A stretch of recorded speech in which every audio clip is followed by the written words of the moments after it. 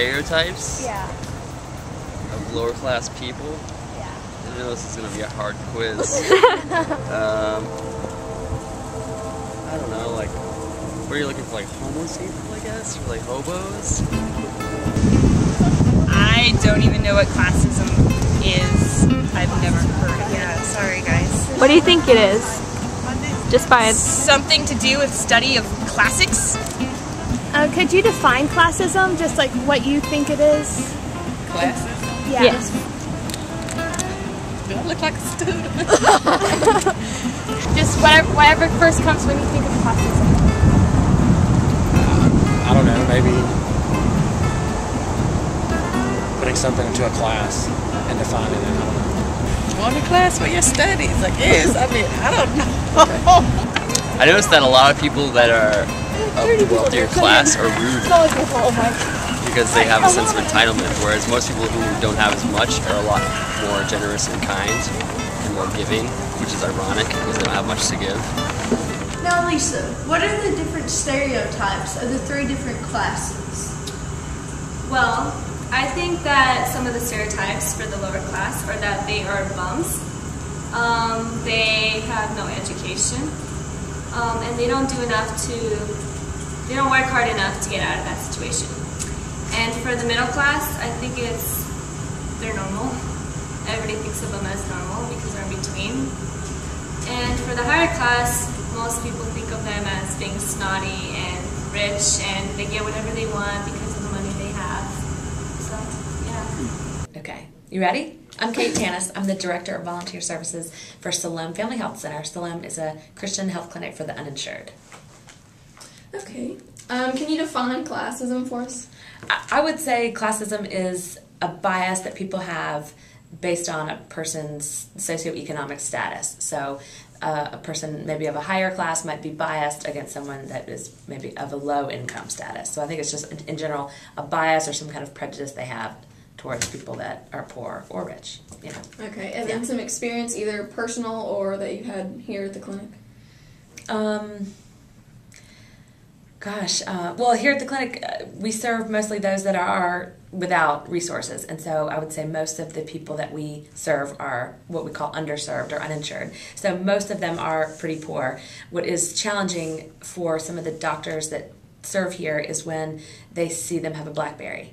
And so some of the patients, we wonder what value they put on it. They're here because they don't have another place to go, but the cars they drive in the parking lot, sometimes it's observed, are much nicer than what the staff drive. The phones they have, much nicer than what the staff have. So there's always a question of ours about what value do they put on their health care. You know, they put more value on a BlackBerry or on a car than they would on this, and getting health insurance, getting a job that has health insurance. So that's just a personal question that's come up. I think all of us feel differently about it, but that has come up quite a bit when you see kind of a real dichotomy of wealth, I would say.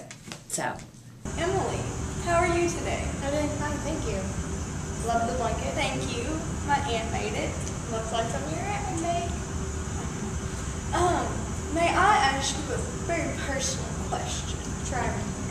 How do you think you specifically can relate to the other classes? One way that you can relate to the other classes is not to flaunt your class privilege in front of them, not use it as something to boast with, but just to make sure you're sensitive to their feelings. So, I've been asked the question, what's classism, how can it be remedied, and where does it exist? So, according to Tennille, classism is when people of higher status judge or disrespect others who are lower status than them.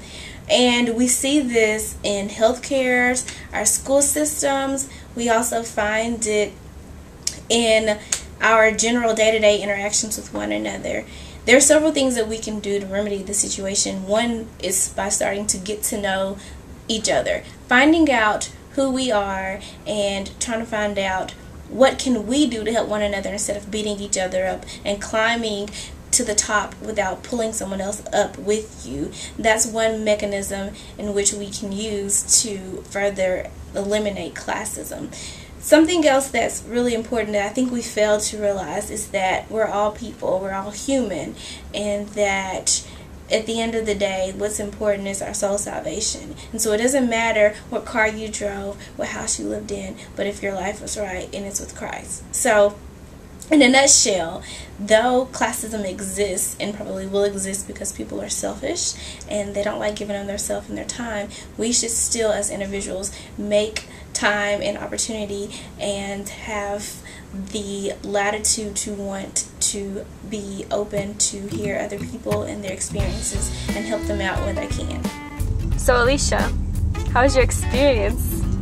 Rather interesting. I felt very isolated and never been a homeless person before until today, and felt very, very alone in the world. Did people look at you all weird? Yeah. Yeah? Yeah. As you can tell, I'm pretty grunged up, but yeah, I got some nice glances, some looks, talking about me, all the good stuff in life. Well, it was interesting. What happened? Well, we tried to get Alicia to be the homeless person. You know? You didn't try, I was the Well, she was the homeless person, but we didn't really interact with people like we thought we would, but we saw the glances people gave her, and like a certain group of women started talking about her. It's really funny. And it was interesting to see how, because we interviewed some people, that they didn't know what classism was. And they asked us after they gave their definition to tell them what it was. And their reaction was like, oh, I should have known that. But yeah, it was interesting. By the way now, where'd all the good people go? I've been changing channels, I don't see them on the TV.